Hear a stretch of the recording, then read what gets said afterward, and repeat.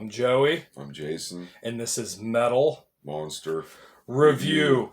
Today we're going to get back to a movie from the 80s. And hey, I love 80s horror. So we're going to sit here and talk about the 1985 classic, The Return of the Living Dead. Hey, if you've never seen this movie is a lot of fucking fun. And, you know, it's got great special effects. It's got Scream Queen Linnea Quigley in it. This movie's a whole lot of fun. What you got going on here is this for the plot. Basically, you have a guy working in a medical supply store as Unita, the name of it. I had to accessorize here for the review. Working in a medical supply store, and his supervisor is telling him about a cadaver that they have downstairs, and pretty much in a container that was from an army experiment, and a chemical 2,4,5-trioxin that was accidentally shipped there. So he's bragging about it, telling him about it, and he's like, good quality shit here from the U.S. Army. Hits the canister, and the canister releases the gas. Well, the gas in turn then creates cadavers to come back to life. And all hell breaks loose, but it's a lot of fun for an hour and a half. Jason, would you like to talk about Return of the Living Dead? Yeah, like you said, it's a real fun movie, and it's not a sequel to Night of the Living Dead, but they do talk about that movie in there. Yes, they do make references, and actually, in all honesty, some of the writers for the original Night of the Living Dead, such as John Russo and Russell Streiner, actually worked on this film as well with director Dan O'Bannon. And a little fun trivia, Dan O'Bannon was actually a writer for the movie Alien, which is a highly regarded horror film and probably one of the greats of all time. But back to Return of the Living Dead. And once I don't know why they want to go mess with that container anyway, but it happened. Yeah, I mean, if they didn't do it, then we wouldn't have a story to tell here. It's like I like when the foreman has to call the boss. He sits in the chair, fixes his hair, takes a sip. Bert, we have a problem. Yeah. And just moments earlier, before he had a face full of gas, he was on the phone with his wife. Yeah, keep the pot roast warm. I'll be home in an hour.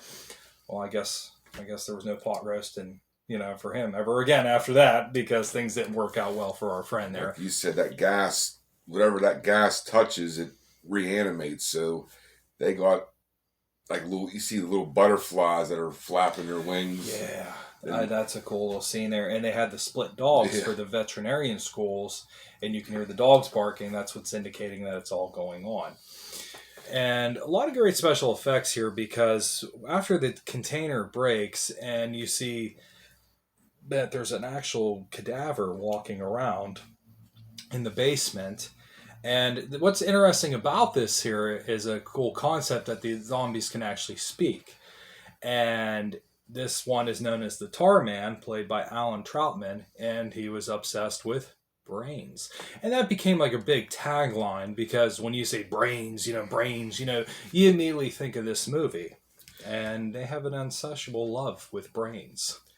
Yeah, that scene always freaked me out, the kid, when the Tar Man came out. Just, to me, he's like the Michael Jackson of zombies. The way he walked, it just looked so weird and creepy. And that was cool, and then when he's eating the brains and then people come down, just when he looks at him, more brains. Yeah, and he follows them up the steps too.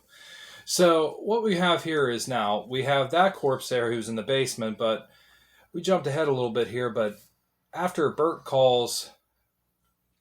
calls Bert, the supervisor, forgive me, and he goes over to see his buddy Ernie, so you think Bert and Ernie.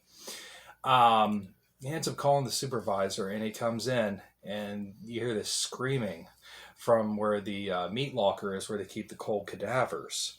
And they're like, well, how do you know he's dead? Why don't you ask the guy screaming, So they end up opening the door. He comes flying out of there like a bat out of hell. And they tried to destroy the brain, but realize here, like in the original Night of the Living Dead, they said, destroy the brain and you'll kill the ghoul. Well, that was the philosophy that they were running with, and it didn't work out for him. They took the pickaxe. He says, well, hit the brain. I hit the fucking brain.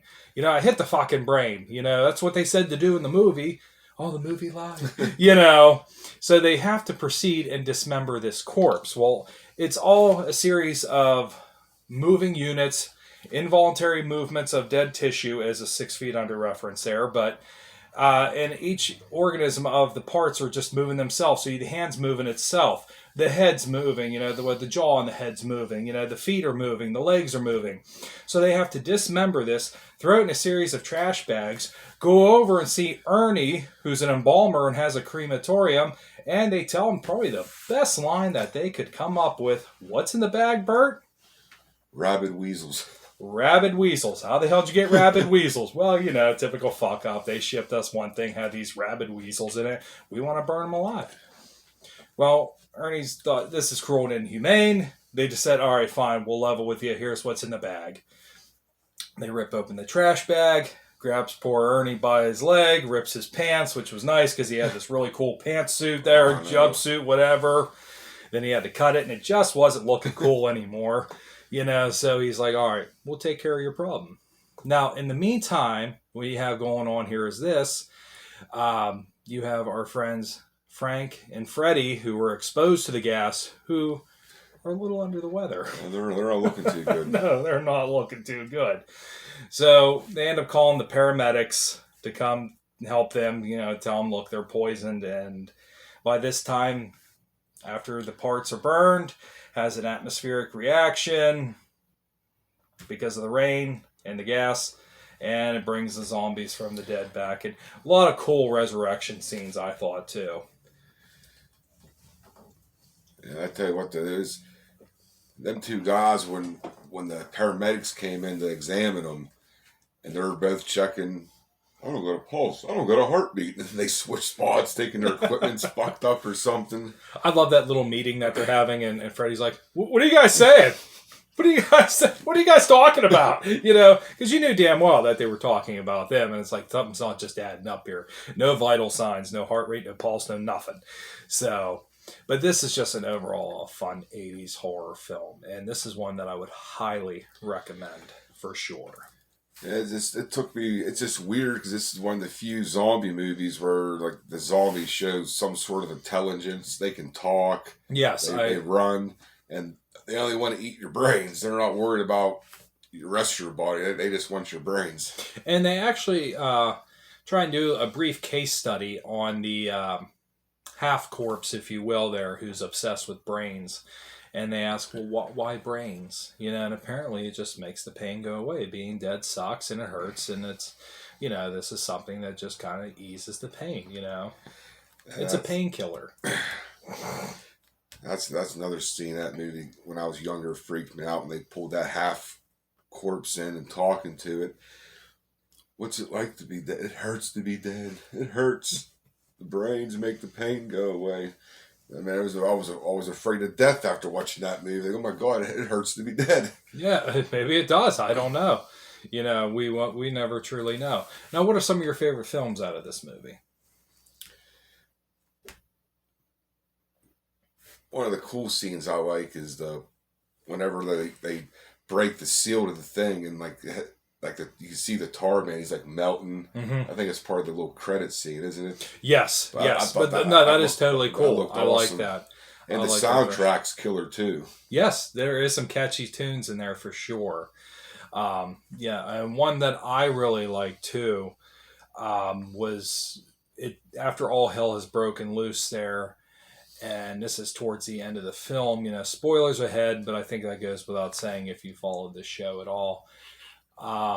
Is when they're in the basement and he finally contacts the army and he contacts the police and he's on the phone with the chief of police and he's telling them, look, there's these killers in the cemetery. They'll kill you. They're mad. They'll kill you. You got to get us in here and get us the hell out of here. And he's like, I can't hear you. And they broke the barricade and you can see all the zombies running and it ended up devouring the police and he's just holding the phone. They got the cops. I just like, I love that because at this point in time, all hope is lost. You know what I mean? Here was your help, and all of a sudden now it's gone. You know what I mean? So I just thought that was a totally killer scene. This is this cool little process of this movie. It goes from something isn't right.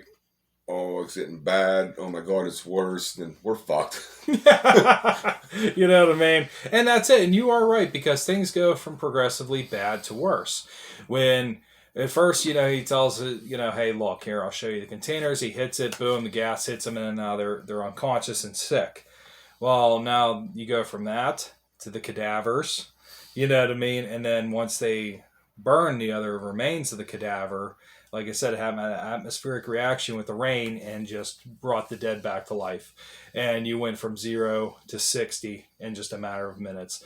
But that's what's interesting about this movie is, and I like that you brought up that point, because the more the story goes, the worse everything gets for our characters. You know what I mean? There's no in between there. It's like, oh, okay, we did this and that'll combat everything. We'll be fine for what? No, it just all hell broke loose. But that's what's interesting about this movie to me. It's kind of unique for that.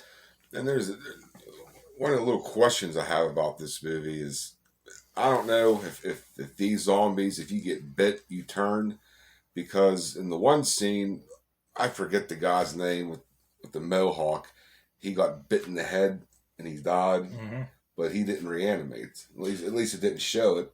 But then Renee Quigley, she was attacked out there, and then she turned. Yes, I did notice that, and you got a valid point there. I was just wondering. I noticed that. Like, wait a minute, how come she turned and this guy didn't? Because you had two other ones who didn't. Remember, Linnea Quigley played Trash, and the other one who earlier in the movie, his name was Suicide. He was bitten by the Tar Man. Obviously, he was just there as pretty much lunch. And then there was somebody else who got bit, and he was just dead after that too. But you're right. Linnea Quigley did become a zombie, and which, there's a lack of consistency there, but it's still highly entertaining either way. This movie spawned some sequels too. You had Return of the Living Dead 2, Return of the Living Dead 3. Then you had Return of the Living Dead, Necropolis or Metropolis. Yeah, like Rave that. to the Grave. And then Rave to the Grave. I never seen any of them. I'll level with you. Past Part 3, I never seen. Yeah. And you guys seen Past Part 3, let us know. Because I've never sat and watched it. I think they're on Tubi. I remember. I did watch some of the first one, that Metropolis or whatever it was called. It was like a sci-fi special movie. Was it any good? Entertaining at the least? Honestly, I can't remember. I think I watched a couple minutes of it and that was it. Yeah. But I mean, out of the Return of the Living Dead franchise, I would say definitely check out the first one. And Part 2 is entertaining as well, but I think the stronger of the films is probably the original. Now, do you have anything you'd like to add with Return of the Living Dead? Just give it a chance. It's a unique film. Without a doubt. It's very unique and it's a lot of fun. And if you love 80s horror, you won't be disappointed. And be sure to hit that subscribe button to Metal and Monster Reviews. I'm Joey. I'm Jason. And this is Metal Monster Review.